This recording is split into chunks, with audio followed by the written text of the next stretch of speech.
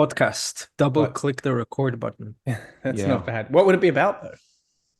Podcasting? The history of buttons. Oh, that's very meta. A podcast about podcasting. The history of Yeah. buttons. Yeah, there's Pod on Pod. I don't know if you guys have heard that, but it's a Yeah. podcast where they review other podcasts. Oh, that sounds great. I'd never listened to it, but I'm glad it exists. I would listen to it if I like the host. If I didn't like the host, I wouldn't listen.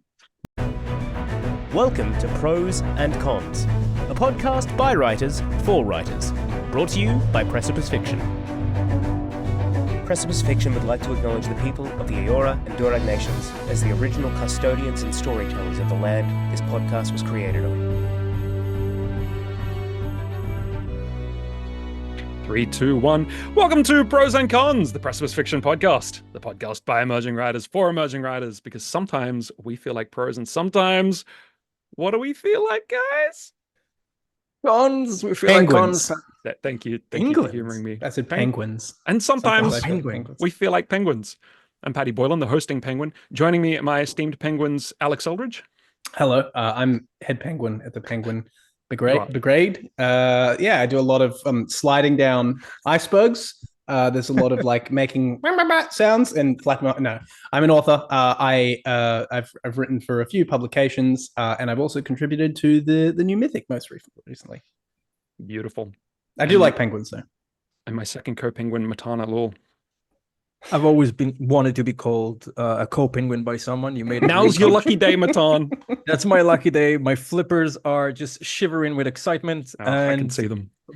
beyond my current predicament of being a penguin, I'm also an English teacher and a writer. I've contributed to new Mythic, like Alex. I like to write horror and fantasy, and I'm also doing a bachelor in English literature at university. So yeah, lots of classics to read.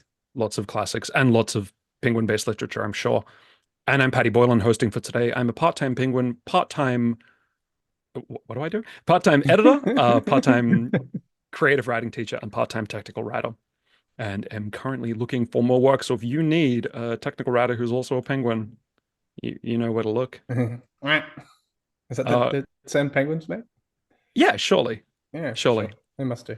Probably. Years of watching Pingu has taught me this much. So today, guys, penguins, we're looking at character arcs.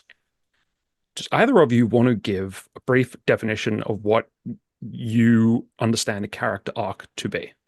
Yeah, I'll do it. Okay. So the idea of an arc is you start here and then you go up like that and you go over like that. I'm being entirely serious. Basically, your character is starting at one point and they're kind of traversing a space that might be a moral space, that might be a physical space, going from one point to the other. So they're going to end up somewhere different. They're going to be a changed person by the time they get to the other side of the arc, is functionally what it is. It's humans like to see other humans change and grow, whether that be in a positive sense or a negative sense. And that's all an arc is, essentially. A hell of a definition. Thank that's you. Very good. I think we can end the podcast there. Can I give a All right. less professional definition? Yes. A much less. Red Riding Hood. Yes. She's never walking in a forest alone ever again. Oh, Oh, That's yeah. character arc. Oh, yeah. Okay, that's fair. that's real good. Yeah. It's pretty good. It's when the reality of a character hits the reality of the world they're in and changes happen. And character arcs are so, I don't know what you guys, maybe you're always got them on your mind, but for me, they're so easy to forget to add. They can often be an afterthought, but they do so much heavy lifting. Because a character that doesn't change over the course of a story, if the story is of enough length, feels often kind of flat. We don't feel like the story's moving. We don't feel like there's a change from here to there. And it feels like the place we end up in is often kind of the same place we start. And not in a fun, the story is a circle, this is the monomyth kind of way. So today, we're going to look at character arcs, different types of them, when we need them, why we need them, and when we might not need them. Because maybe we don't always need character arcs. But spoilers, most of the time we do. So before we jump into this, guys, what have you been reading or watching or playing in the literary world? I'm so tempted to say Happy Feet just for the penguin thing. I have watched Happy Feet. I've actually never seen it. It's directed by the same guy who did Fury Road. I know. I What? That was Yeah, the Shut first, up, yeah. really? That's insane. It's crazy. How? Yeah. What Yeah, kind yeah, of Philly- Because Miller Anyway. is a And amazing Babe writer. and Babe Pig in the City as well, actually. I think he did both. Wow, Babes. talk about Yeah, he did, yeah. like two sides to a coin. Yeah. Anyway, I've been reading The Importance of Being Earnest by Oh, nice. Oscar Oh, no Wilde. way. A classic. Yeah, it's great. Yeah, I read it for school. I'm not some, fancy schmancy guy. I have to read it, and I am enjoying it. It did make me Google cucumber sandwiches this morning because Mm. they make a big fuss of them, and I thought, what's so great about a cucumber sandwich? And Mm. it's literally just bread, cucumber, and a thin layer of cream cheese. No, Anyway, it's back to also this- the backbone of the British Empire. Yeah, All absolutely. right, I'm sorry. Wait, but hang on. What sort of cream cheese? Are we talking cottage? Are we talking Philadelphia? Like, Whoa. Cottage is not cream cheese. Listeners, do not listen to this blasphemy. Ooh, Cottage okay. has nothing to do with cream cheese. It's a creamy cheese. controversy. Back to the story. The point of the story, I'm going to spoil it because it's from like 120 years ago. I'm allowed, right? So this guy, basically you have two characters and both of them have double identities. They have two different names to basically push their agenda. One of them is literally called Jack in the countryside and Ernest in the city, if I remember correctly. I'm still not done with the book. And he's basically pretending that his other identity, I believe, is his friend or sibling. And it's very funny. It's very absurd in a way, and it's kind of making fun of the seriousness of Victorian England in a way that I think is really clever and hilarious. And he proposes to this lady who says, wow, of course I'll marry you. You have the perfect name. And that's actually not his name. And he's like, surely you would marry me if my name was different. It's like, no. If your name was not Ernest, I would definitely not marry you. Okay. And he's like, well, what if my name was Jack? No, Jack is the worst name a guy can have. I would never marry a Jack. And I'm just sitting there reading that like, okay, that's pretty cool. That's clever. Yeah. Highly recommended, pretty short. It's kind of like a Prince and the Pauper sort of thing, isn't it? Like the two, like switching identities kind of vibe. Yeah, but exactly. But he kind of separates his worlds. One world is only familiar with Jack. One world is only familiar with Ernest. And God forbid they meet. That's the worst thing that can happen to him. Okay. Beautiful. I've never read it. It's something that I've always been aware of, but if you recommend it, maybe I should. Right? Yeah, exactly. In the Yeah, it's good, literary it's fun. periphery. I'm going to add it to my enormous list. Hmm. All right. Very cool. Bring in some culture. Alex, what about you? Yeah, on the other side of the spectrum, in Yeah. terms of What are you culture gonna and say? even What are you reading, fictionality, Alex? what could he be reading? I've been reading Masters of Doom. I've actually been listening to it. I'm not going to say reading because I want to destigmatize listening to audiobooks. I've been listening to Masters of Doom, which is basically about a biopic about the two guys who started id Entertainment, the video game company that created Doom. And man, is that a bloody great character study in terms of like these two developers, the two Johns, John Carmack and John Romero. And it's just it's just how they kind of rose to fame from being these geeky like developer guys to basically like owning the shareware market and then like just selling millions of copies, having of course a big fallout. Then the second half's about how one guy goes and sells the company and it's a complete night, like they break up and they start a company. It's just it's a great book. Really good book. Would you say that there are solid character arcs throughout? Oh yeah, absolutely. Yes, I would. Yeah. I really would. But it is non-fictional, so it's easy to put that down to the skill of the writer. The writer is really good. He's a really good writer. Yep. But no, great characters, really good, like fire and ice sort of dynamic. Like it's just about these two guys and the dynamic of their relationship. And that's made me go down this whole video game production rabbit hole, and I've just been really leaning into that the last couple of days, really obsessively. So yeah. Amazing. That actually sounds like a really solid read. It's great. It's incredible. ID Software looms pretty large on anyone who, one is a gaming nerd, which is, I don't know, what percentage of our audience would you say that would be? A quarter? I'd say 40% at least. Let's say 40%. So character arcs are everywhere, including in situations like that story. And part of the reason why they're so effective in fiction is because they mirror real life, right? I mean, yeah, what you read is real life. But if fiction doesn't have it, it doesn't feel true. because like we all change. We're not even the same person that we were at the beginning of the year as to now. And over the course of 10 years, people change substantially. I certainly know I have. But apart from that, apart from the fact that it makes characters feel more real, what are some other reasons why we want to give our characters arcs? You guys got anything off the top of the mind for this? Because I have a few. Okay. So a character arc basically gives you an opportunity to delve into the we always talk about wanting to have complex characters that have complexity, that have different layers. There's a lot of ways you can go into that, but one of them is just temporal, like just going through a timeline of a person and seeing how, you know, what different states they inhabit over the different portions of their life. So yeah. no man is, or no person I should say, is the same even day to day. So you can't help but see these different sides of a character that kind of flesh them out as they go through their life, be that over the course of a day or a week or several years. Yeah, I think we get a more full version of someone if we can see them over time, right? Yeah. We're not just who we are in one time, we're who we are over the course of our lives. Yeah, good point. I think a good character arc is also a testament to your plot and the significance of the events taking place in your novel. Because when something big happens, you're affected by it. We can see it in real life, like traumatic events, maybe significant successes.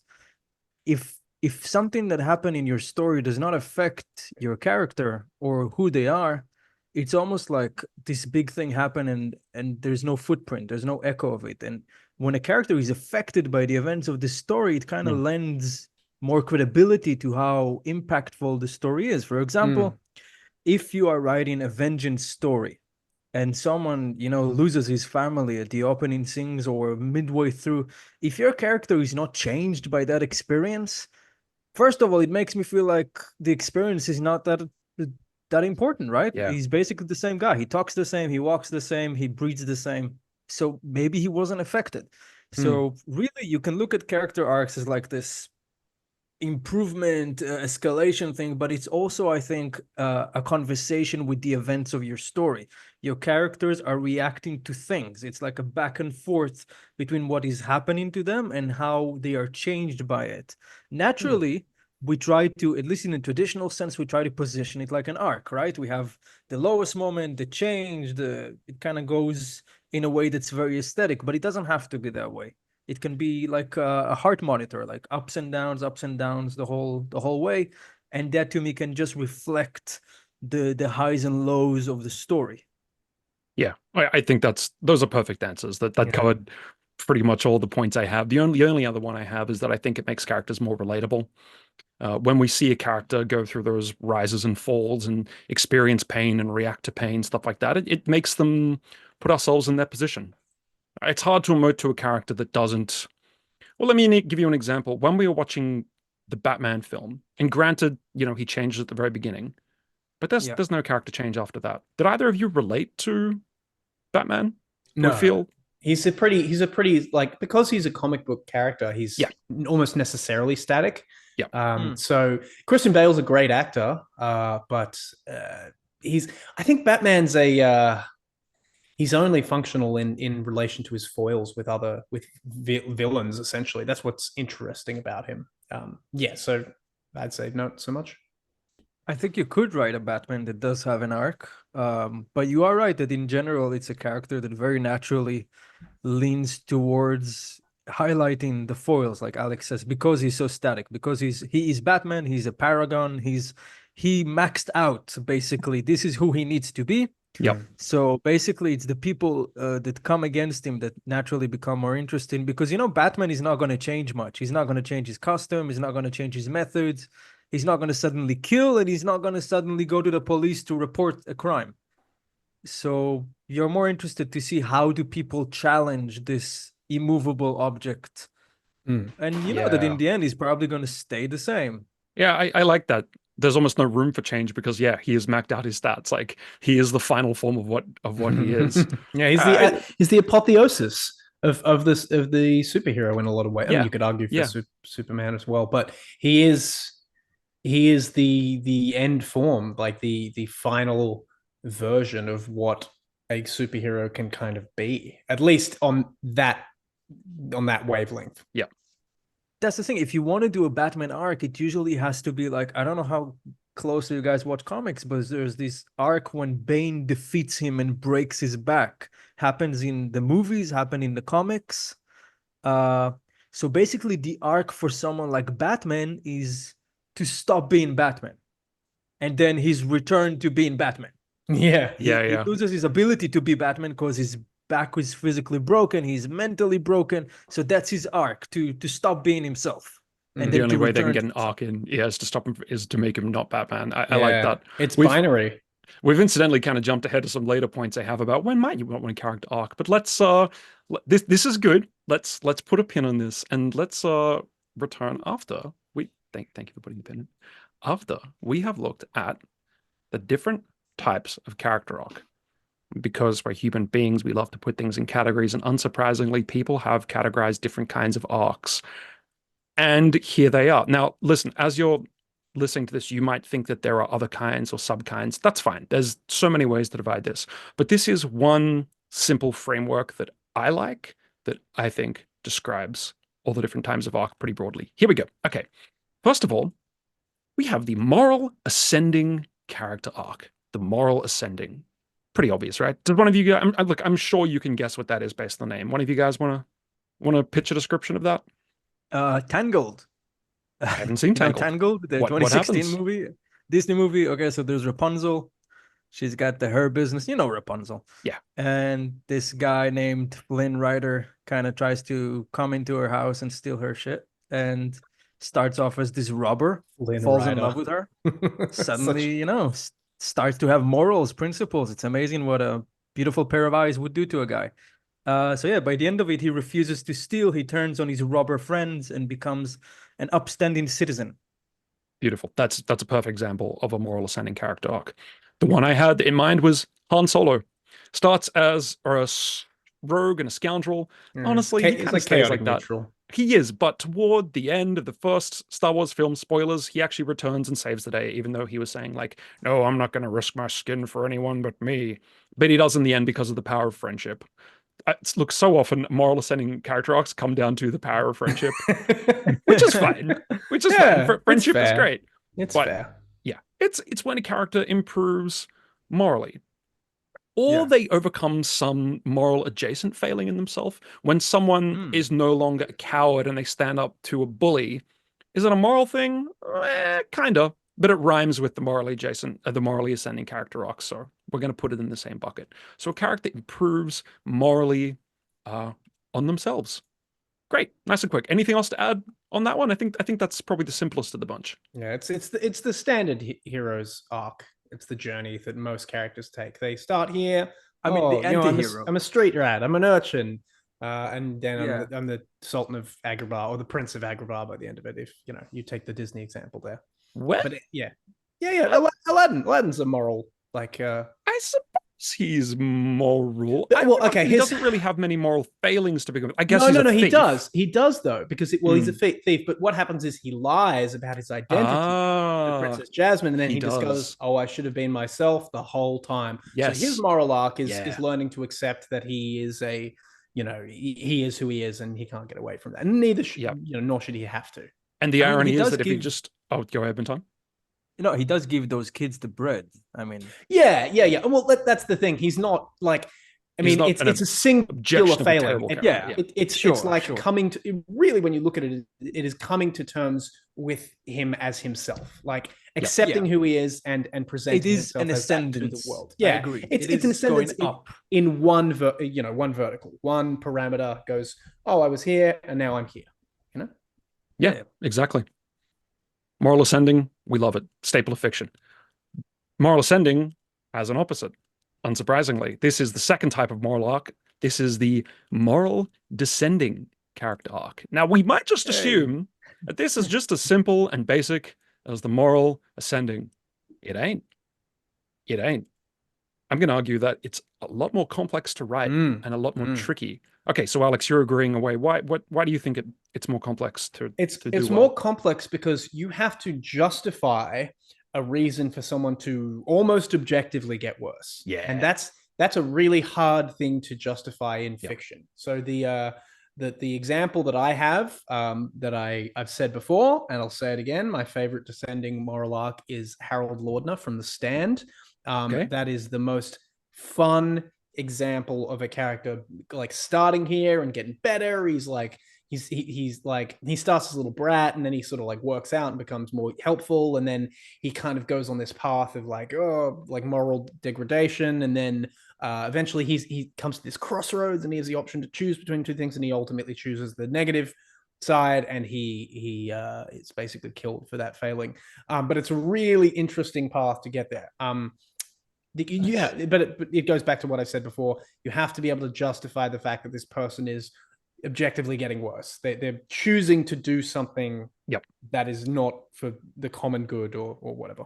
I think the real skill in a descending arc is to have your reader cheer for that, to have them cheer for the descending, to have them happy that it's happening. And I think the perfect example for that is The Godfather.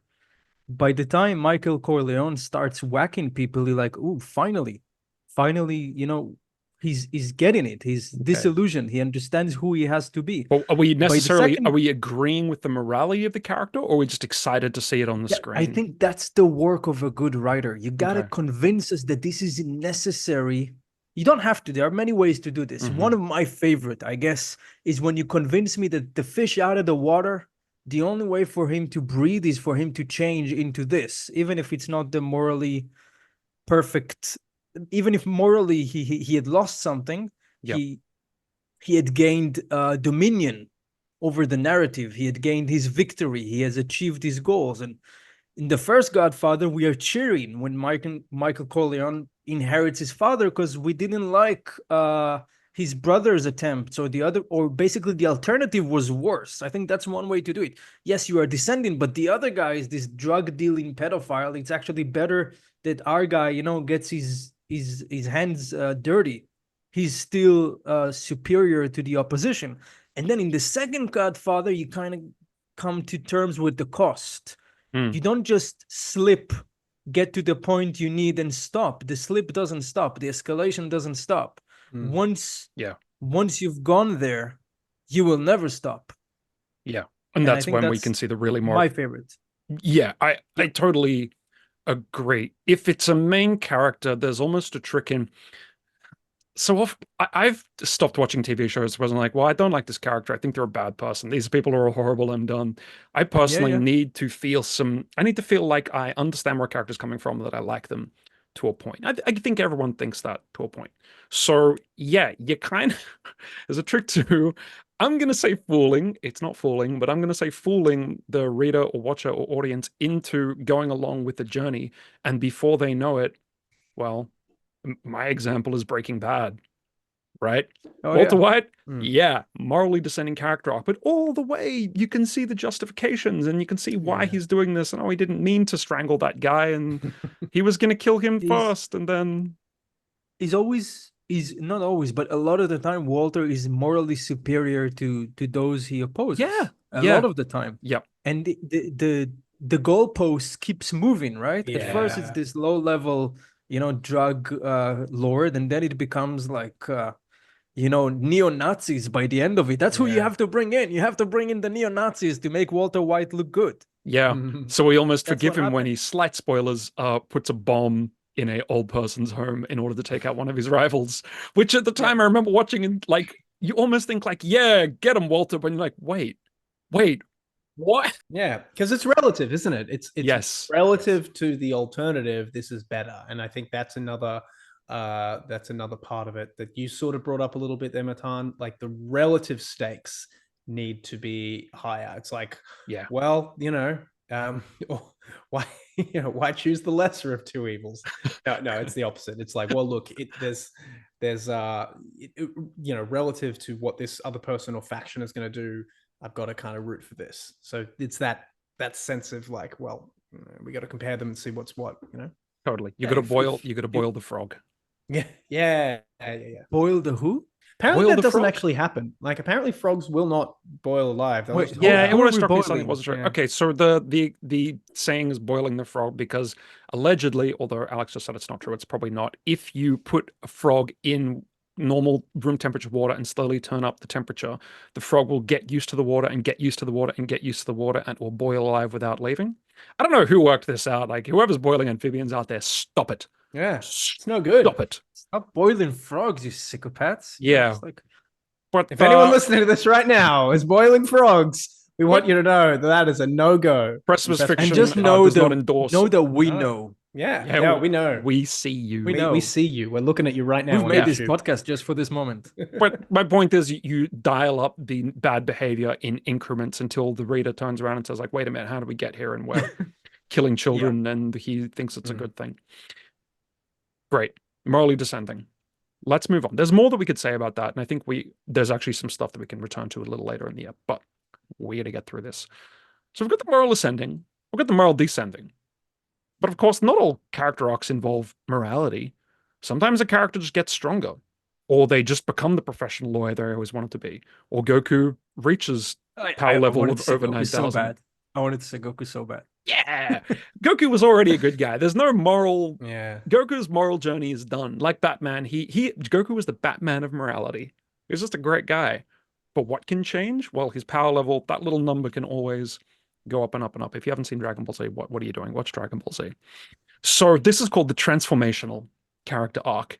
Nothing to do with morality, but instead it's a change that happens to the character physically in terms of their ability. Maybe they gain magic powers. Maybe they gain more skill or knowledge. Something that changes and usually increases their ability to leverage power on the world around them. Does that make sense? Yeah. Do you guys have any examples that come to mind when we talk about this sort of arc?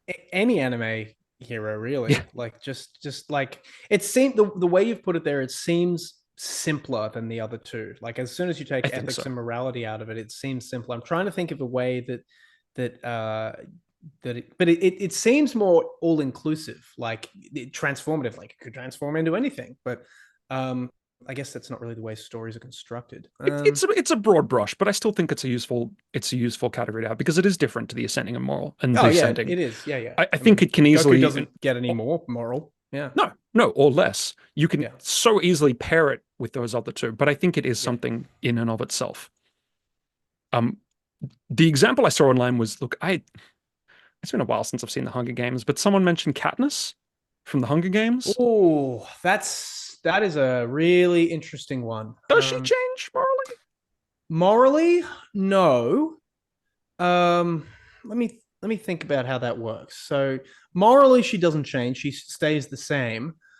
She kind of becomes more aware. But what happens is by the very end, she does become more clued in to the machinations of the political factions, and she actually uses her own influence to affect that in a very physical way, like in a single action. Yep. She sort of shoots like the main person. And then at the very end, it's kind of like, oh, also we give her, she's found peace. There's that. So there's that element of as well, like finding self-fulfillment, I suppose. Peace through deadly force. Yeah. Yeah. There's not really a flaw. Look, again, I'm going off what you just said and what I briefly read online, but it doesn't seem like there's a flaw within her that needs addressing. And so the morality does not arc. I guess not. I guess there's not. It doesn't change her. She doesn't fundamentally change as a character throughout it, except for the fact that by the end she's like, well, I can live my life now and just not have to kill people. I think this particular kind of character arc is kind of dangerous, and especially for speculative fiction, because it's very easy to say, oh, now he can lift a boulder. Before he could only lift a normal rock, so he's different. And I think, when so many things are happening, when your character is learning a lot of things, when he's studying, when he's going through the hero's journey, he's learning about the world, he's being mentored. It's kind of easy to just have them go through the motions and like, oh, he's stronger now, so he's different. I think if you care about that kind of thing and you're writing a story that's heavy on the speculative side, a lot of firepower and spells and Super Saiyan forms, just try to imagine the character from the end of the book in the same scene as as that they were in the beginning of the book. Try to imagine, you can even write that scene. How is, let's say, Katniss. How is Katniss from the end of the third book going to behave in a scene from the first book, from early in the first book? I think that's a good litmus test for yourself as a writer. Yeah, good. Is my character different? Agreed. Has he changed in any way? Has he learned anything? Does he speak different? Does he behave different? What would he have done different? Yeah. Has he been changed by what he has experienced? Yeah. Don't equate power creep to changing as a character. And I'll give you a good negative example of this. I just finished this book and it left me feeling a bit cold, and I didn't know why. Okay. But I'd sort of thought of it. Ready Player One. Good story, good plot. It's well constructed. The world building's really good. But the character doesn't change at all. Not even a little bit. He gets the girl. Like, that's it. Like, he's already kind of smart and like knows all the video game references that he needs to succeed. And by the end of it, he's like, oh, cool. I did it and I did the thing. It's like, oh, I got the sword and then I did it. And it's just, it's very uninspired in terms of character development, I think. Yep. Again, a lot of things that book does really well. Character development is not one of them. Yeah. A transformational arc without a moral descending or ascending. Yeah. It doesn't feel like there's any change to his character. Yeah, like I suppose that does have to be kept. It feels reductive to reduce it to an up or a down, like in terms of moral ascending or descending. It does, but at the same time, like if a character overcomes flaws, yeah, it is reductive. You're right, but categories are reductive. If a character overcomes flaws in themselves, like personal failings, we count that as moral. So, I suppose a character can have positive and negative. It can be more complicated, but I think the problem with this topic is that it's very easy to convince yourself that you have a character arc. Because the book that exists in your mind is not necessarily the book that exists on the paper. And that's one of the biggest problems with writing a manuscript that you see every day for 10 years or 5 or 2 or 5 months. So you have this, you kind of fill in the gaps in your head, and you're so intimate and close with these characters that some things are very clear to you. So I would recommend just like take it to your beta readers, say nothing. Say nothing about how you think the characters change. Just ask them as a blank page. What do you think? Is the character any different? And if they say no, then newsflash, they haven't. But if you look at some of the high Tolkien, let's go to Tolkien for a second. If you look at Lord of the Rings, a lot of the characters really change. If you take Aragorn of the end of the third book, he's still morally a good guy. He hasn't changed in that regard, but that is an Aragorn that is not running away from being king. He's willing to be king. He's not hiding in the woods. He's willing to care about more than just his nearest environment. If you look at Sam has changed. He's willing to lead, to do things by himself, not just to follow others. Gandalf has changed, right? Gandalf used to try to handle everything by himself, run from place to place. By the end of it, Gandalf realized he needs to take a back seat and let humans deal with their own problems some of the time. He goes from Gandalf. He goes from Gandalf the Grey to Gandalf the White to Gandalf the Chill. Nice. Well, actually, that kind of leads into the next type of arc, which is you could argue this is not an arc, but we're getting listed as an arc anyway, the flat arc, where a character essentially does not change over the course of a story. They are who are there in the beginning, the middle, and the end. And you mentioned Samwise and Gandalf, because I don't know. I think there's an arc. I think he's a lot more. If it's an arc, it's not much more than the curvature of the earth. It's pretty subtle. It's a pretty gentle. I know that is damning by faint praise if ever I've heard of it. I'm just saying, put Gandalf the White in that first conversation with Saruman. Okay, here's the litmus test. Okay, fair enough. Good thing or bad thing, though, is a question, because does a character need a character arc? This is something I wanted to ask you guys. Flat arcs are a thing. We already talked about Batman. I say Gandalf doesn't have much of an arc. I don't think Samwise has an arc. I think he's just always Samwise, and I think that's actually kind of the point of Samwise. Do we always need character arcs? He's a rock.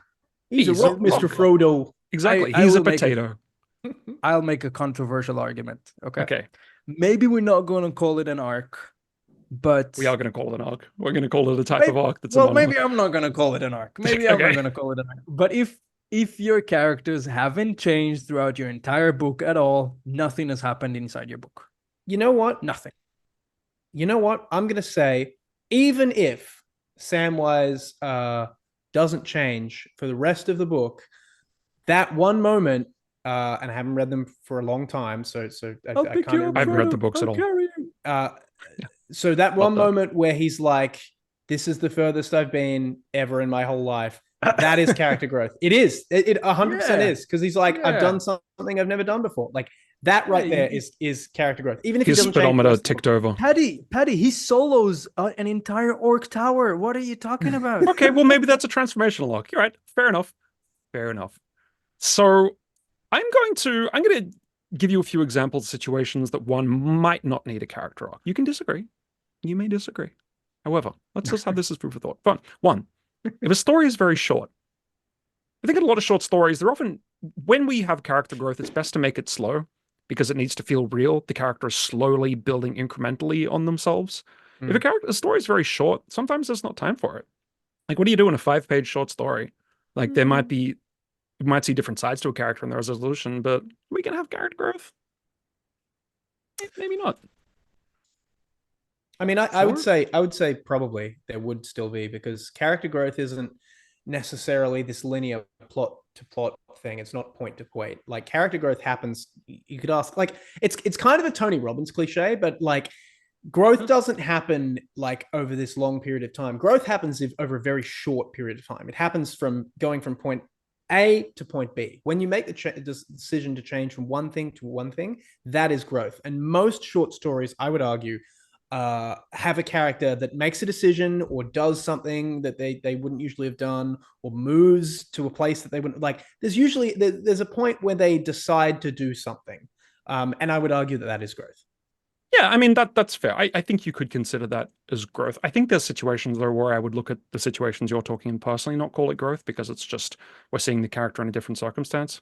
But yeah, food for thought. Fair Food enough. for thought. Okay. Fair enough. Next one where we might not need a character arc, potentially. Again, feel free to disagree. For minor characters, and again, I'm going to say see Samwise Gamgee. Yeah, we can Did look. you just call Samwise Gamgee a minor character? He is yes, he's a main character. But He's let's talk about freaking MVP, Paddy. let's talk about the non-main characters, or even not Samwise Gamgee. What are even lesser characters than Samwise? If we have a character that comes in several I'll scenes give you in Pippin. a story, I'll give you Pippin. maybe. But let's say we have a character that appears 3 times in the course of a book. Tom Bombadil. Do they need growth? Yeah, well, maybe. Yeah, actually, yes, that's a good example. Easy answer, no. No, Guys, easy answer, no. If you write in a book, spread your resources. yeah, okay? you can't. Okay, so like the more characters you have that go through a big growth, a big sense of growth, the bigger your book's going to be. See, and yes, this is the reference. It's the second reference today, actually. It by Stephen King. That's a big ass book because there's like 6 main characters. Is it 6? I think it's something like that. It's really big. It's really big, and if you break that down, it's because each of those characters has to go through their own arc. So you are just giving yourself more work the more people have arcs, essentially. Yep, the book can't go on forever. I think Paddy's point is really good. Don't get obsessed with character arcs to the point that like Not every everyone character has has to have like secret motivation stuff. Like almost in a Western, you know, you have these facades, these fake houses. Be economical. You can't have every character learn something, but main characters probably should. Good point. Okay, another example. We've already touched on this, actually. This is us returning to it. Look at us find the pin notes. When someone is already, when a character's kind of an archetype, or they already represent the thing that they are, when they're a Goku or a Batman, or I'm going to say Gandalf. Look, I haven't read the books. I'm going to say Gandalf. Okay. Right? When a character is already that static, fully formed object. I mean, see, personally, I really like to play with that. Like, I like to take an archetype and have them do something that's not expected. That's a personal creative choice that I like to do. I like to start with something and you're like, oh, this guy, I've seen this guy before, and then by the end of the book, you've had him do something else. But yeah, no, it's a good stand-in, like just to be like, oh, it's what's the term? It's a good way of conveying a whole lot of information with very little effort put in. You're like, oh, he's a cowboy. We get it. Like it's a symbol. It's syllogism. No. Oh, there's a word for it. What is it? Begins with S-Y. There's an S and a Y in it. I feel like I'm playing Hangman now. Anyway, I can't remember. Synecdoche, maybe? I can't remember. Whatever.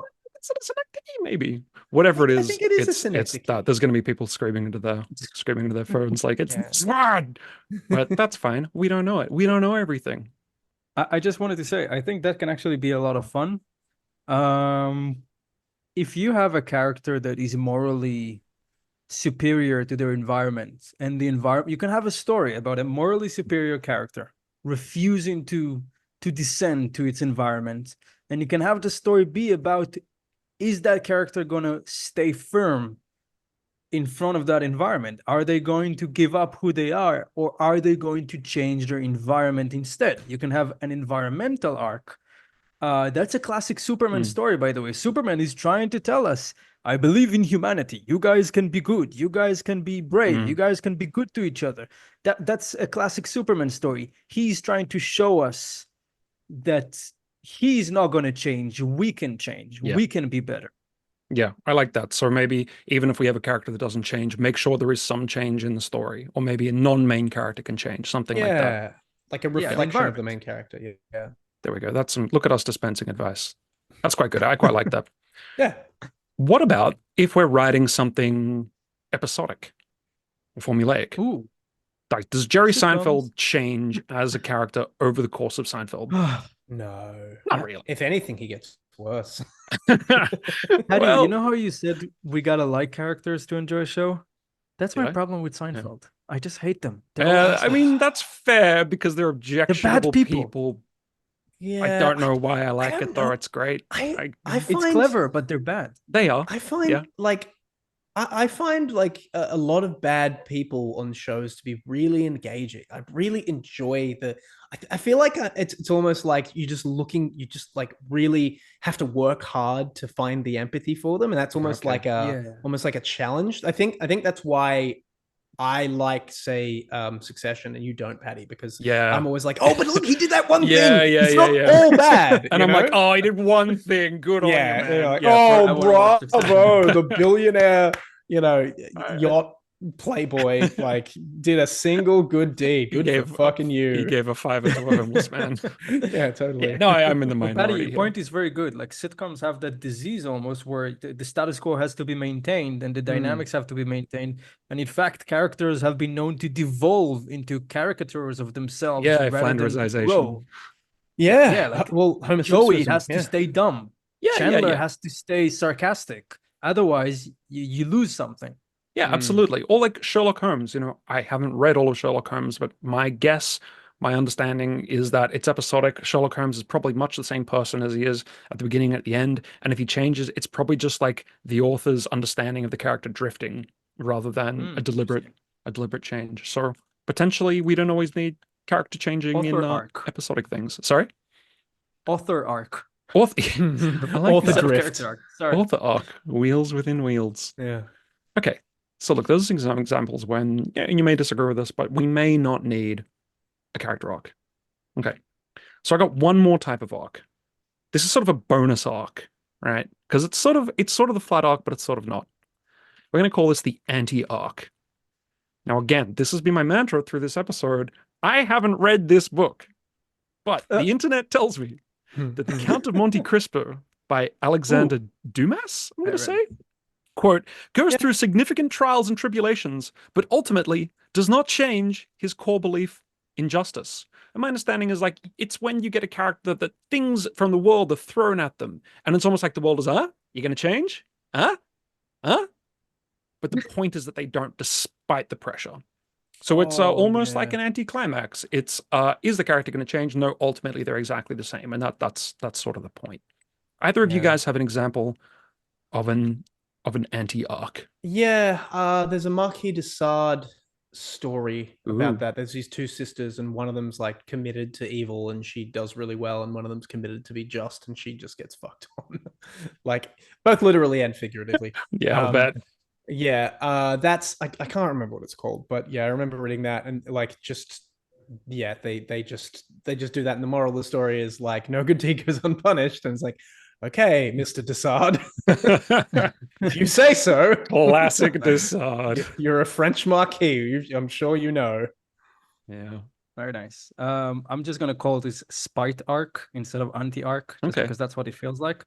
And I'm gonna throw in Hamlet as someone who kind of, I mean, his indecision is one of his core elements. He's not really sure what to do, but that doesn't really change. And people kind of trying to push him towards one thing or the other, to be a figure of vengeance or to just kind of let things slide. But Hamlet basically pushes back against any outside influence at all. From the moment he meets his father in the form of a ghost after his father has been murdered, that's the last time a character really gets to Hamlet. After that point, no one gets to Hamlet. No one influences Hamlet except Hamlet himself, to everyone's detriment, by the way. But he does change. I mean, he does ultimately kill Claudius. Right? In fact, I would argue that that's not. I'll tell you what's my problem with that. Hamlet is only willing to take action once it has been confirmed that he's poisoned. Only after Hamlet knows he's gone, he's dying, he starts, killing. That is a really good take. Yeah, he's forced into a decision. We've got the English literature student here in the room. So I haven't read Hamlet university like wisdom. 20 years. But yeah, it's been a while. No, Hamlet is kind of a disappointment. I'm sorry, Professor Colburn, if you're listening to that. Please don't take points off my grade. And give us a 5-star review. Yeah, great. I'm willing to accept that. I think that sounds like a perfect example of an anti-arc. All the pressures are on him to change, but he does not, and that's kind of the point. He doesn't do anything until it doesn't matter. Until it doesn't He's matter. got poison in his veins. It's like, okay, fuck it. I'm just sorry for that. He just rage quits. It's like, all there right. we go. So the anti-arc. Look, we're running. Time is running on, but there's one more thing that I want to touch on before we close this bad boy out. But wait, there's another arc. Call now, and you can have it. And yet, no, this isn't an arc. This is an arc. This is the seeds of change. The seeds of change. Now, again, can either of you guys guess what I mean by that and how it relates to what we're talking about? The seeds of change. Yes. Okay. So I'm guessing the seeds of change is an incident or character or idea or something that comes at the very beginning of the novel or book or play that sort of suggests the direction that the hero is going to take, but isn't fulfilled until the back half, maybe third of it. Am I on the right track? Somewhat. I think that is probably one example. But what I mean specifically is, let's say we've got a character who we know that they're an abject coward. They're really not brave. They never stand up for themselves or do anything that could endanger themselves at all. And suddenly there's a burning building and they decide, now I'm going to be a hero. And they run in and save everyone. What's wrong with that? I mean, that's kind of Hamlet having poison in his veins. Okay. Well, there's no. We'll decide. We've already decided that's not a great book, so maybe it's an example. There's no foreshadowing. There's no foreshadowing. The seeds of change are not within them. There's nothing that we've been told about this story that suggests that this character could suddenly brave. Now, let's pretend this character also their favorite TV show is about a superhero. Let's say Batman. Why not? And this superhero is always doing brave things. And this character loves the hero for that. And sometimes they think of themselves, they dream of themselves as a superhero, but they think, well, that could never be me. I'm not brave.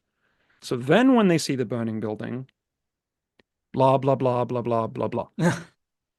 Yes. I don't need to finish that sentence because it's obvious. So what we should have with our characters changing is, and especially with a negative descending arc, I think, it really helps if there is something within that character from the beginning that suggests the direction they could go, so it doesn't feel. I don't know. Well, I guess why we like foreshadowing. It feels more real, perhaps. It's because we are given the keys to the. It's okay. It is Dorothy's red shoes is the perfect example of that. We're given the keys to the car at the beginning, despite the fact that we've been told, oh, no one can get into this car. It's aware, like that you've been given the way to access this thing from the beginning without realizing it, and you've kind of gone this circuitous route to come right back to the beginning. I like that. Chekhov's red shoes. Yeah, exactly. Chekhov's red shoes. That's a good way of putting it. Walter White, like for me, I love everyone loves Breaking Bad. Walter White is such a great hero / villain, and he absolutely has a negative descending character arc, no doubt. I don't think it would work. At the beginning, toward the beginning, we learn like slight spoilers for Breaking Bad 3, 2, 1. He had this. We know he's a genius chemist, but he's teaching like a high school. Like no shade in any high school chemistry teachers out there, but we're told that he had an opportunity to get in the ground on this like incredible business venture. I think he was going to be this chemistry company, and that didn't go well. So he's got this friend that did get in on, who is now this millionaire, and he's struggling to make ends meet. And so he feels inadequate and insecure, and he's got a lot to prove. The reason I think we're told that in the show is because it provides the foreshadowing or the keys, I guess, to continue your metaphor, Alex, for everything else that happens. He's got so much to prove, and that's what pushes him to make the drug empire and do all this crazy crap. But he's going to show everyone he's the smartest man in the room. The seeds of change are in him from the beginning. Yeah, so that's something. But it also has that conflicting thing of like, oh well, I'm doing this to provide for my family. Which becomes sort of like a, well, are you really? But you can play those things off against each other, at least for the first couple of seasons, and be like, oh no, well no, but it's like legitimately he does need to. And then it gets to a point where he's like, I am the man who knocks, and it's like, oh, I see what this was. Like, But by that time, you're so invested that it's like, well, more power to you, Walt. Yeah, exactly. I guess it's like The Godfather. Like it all seems like necessity. Like I'm doing what I have to, doing it for the family, but I haven't actually seen the third Godfather movie, but I'm assuming by the end, it's just kind of about one? naked power. Yeah, the third one. Yeah. Is it good? I don't know. I haven't seen it. I haven't watched it. My dad wouldn't let me. He said there is no third movie, and he said don't watch it. And I'm like, okay, Dad, I don't want to risk our relationship for a movie. So yeah, my mistake. There is no third Godfather movie. Right. So character arcs. I think we summed it up. Anything else we want to say on this before we close this out? Don't force it. It will. I think just be aware of it. Let the story guide you. Let the events of the story guide you. Let the character. I know it sounds cheesy, but let the characters react to what is happening to them. And if you pay attention to their heartbeat, you will see what is the way they should change. At least that's the way it works for me. Yeah. I'd say you only need one arc. You can have more if you want, but you only need one. Only one character has to change in any significant way, and that's a story. Yeah, solid advice. Matan, do you want to close us out with a quote? There are a few things I want in life more desperately than to close us out with a quote. And the quote I have today is from one Mr. Winston Churchill, an English bloke. Maybe you guys heard of him. And he says, "To improve is to change, but to be perfect is to change often." And here's a thought. Wise words from Mr. Churchill. Wise words. Yeah. Well, ladies and gents, if you've enjoyed today, please consider us giving a review. Consider us giving 5 stars even. The more stars, the merrier we get. And feel free to leave a comment. Feel free to ask us a question, and we will answer it in our next listener mailbag episode, which we do from time to time. We hope you've learned something about character arcs. We hope that's giving you some tools you can use when writing your own characters. Make them more archy. Well, thanks, guys. And to summarize, Matan, what are the pros of character arcs? Some characters are just asking for it. And Alex, what are the cons of character arcs? Characters can be real jerks if you give them descending arcs. Yeah, actually, I think I kind of get it.